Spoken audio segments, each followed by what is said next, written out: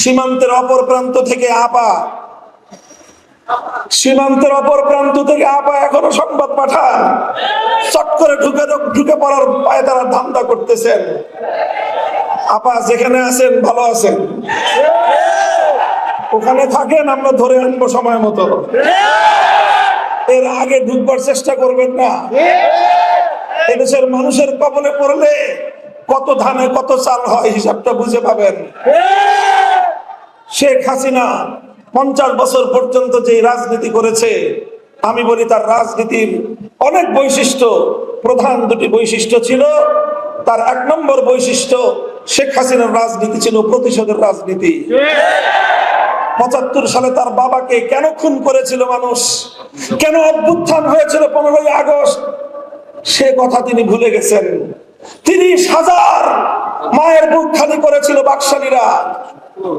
বাংলাদেশের মুক্তিযুদ্ধে এত মানুষ মরে নাই, সেই পরিমাণ মানুষ 71 থেকে 75-এর 15ই আগস্ট পর্যন্ত এদেশে হত্যা করা হয়েছে। সেই মানুষের জন্য কোনো মায়া নাই, কোনো চোখের অশ্রু নাই, সব চোখের অশ্রু শুধু 15ই আগস্টের জন্য। এই বৈষম্য ভালো না। যে সকল মানুষ নিরীহ নিরপরাধ নারী শিশু 15ই আগস্টে নিহত হয়েছেন, তাদের জন্য আমরা সমবেদনা প্রকাশ করি। কিন্তু শুধু নিহত তারাই হন নাই, তাদের রক্তের যেমন দাম আছে, ওই 30,000 মায়ের চোখের অশ্রুর কোনো মূল্য নাই। যাদের সন্তানদেরকে, তরতাজা তাগড়া তাগড়া যুবকদেরকে তুলে নিয়ে গিয়ে আপনার বাবা হত্যা করেছিল, সিরাজ শিকদারদের জীবনের কোনো মূল্য ছিল না। যাই হোক, পুরাতন হিসাব, ওই হিসাবে আমি যেতে চাই না। 15ই আগস্ট এই অভ্যুত্থানের পর শেখ হাসিনা আন্তর্জাতিক গণমাধ্যমে বলেছিলেন যে জাতি তার বাবাকে খুন করেছে, হত্যা করেছে, তিনি সেই জাতির কাছ থেকে প্রতিশোধ গ্রহণ করবেন। এই ঘোষণার পর 1975-এর 15ই আগস্ট থেকে 2024-এর 5ই আগস্ট, এই 50 বছর শেখ হাসিনা বাংলাদেশে রাজনীতি করেছেন। শেখ হাসিনার এই রাজনীতিটা ছিল প্রতিশোধ গ্রহণের রাজনীতি। তিনি প্রতিশোধ নিয়েছেন বাংলাদেশের জনগণের কাছ থেকে, তিনি প্রতিশোধ নিয়েছেন বাংলাদেশ নামক রাষ্ট্রটার কাছ থেকে। এই দেশটাকে তিনি স্বাধীন রাখতে চান নাই। দেখেন না, কথায় কথায় বলতো বিদ্যুৎ দিয়েছি, বেশি কথা বললে বিদ্যুতের সব সুইচ বন্ধ করে ঘরে বসে থাকবো।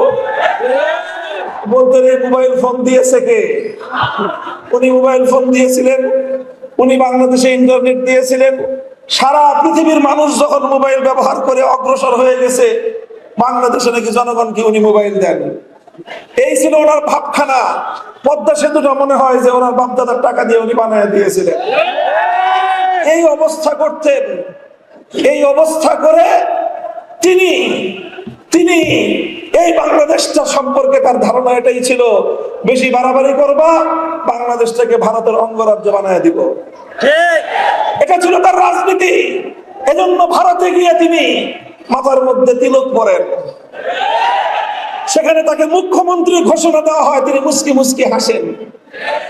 বাংলাদেশের মানুষ সেদিনই বলে দিয়েছিল, বাংলাদেশের ক্ষমতার মস্তদে আমরা স্বাধীন আত্মমর্যাদা সম্পন্ন প্রধানমন্ত্রী চাই, তিলকমণি মুখ্যমন্ত্রী দেখতে চাই না। বিভাজনের রাজনীতি 2024 সালের ছাত্র জনতার অভ্যুত্থানের মাধ্যমে তার বিভাজনের রাজনীতি পরাজিত হয়ে বাংলাদেশের মানুষের মধ্যে অভূতপূর্ব ঐক্য সূচিত হয়েছিল। এই ঐক্যই ছিল বাংলাদেশের আগস্ট বিপ্লবের শক্তি। এই ঐক্যের মাধ্যমে এদেশের মানুষ ফ্যাসিবাদকে পরাজিত করতে সক্ষম হয়েছে। এই ঐক্যটা আমাদের ধরে রাখতে হবে।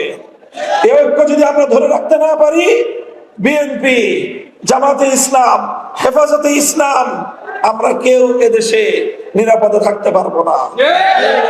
কারণ শেখ হাসিনা শুধু একা নয়, তার পিছনে লুকিয়ে আছে ওই শক্তি যারা বাংলাদেশটাকে স্বাধীন দেখতে চায় না, যারা বাংলাদেশটাকে বিশ্ব দরবারে মাথা উঁচু করা আত্মমর্যাদা সম্পন্ন জাতি হিসেবে যারা দেখতে চায় না।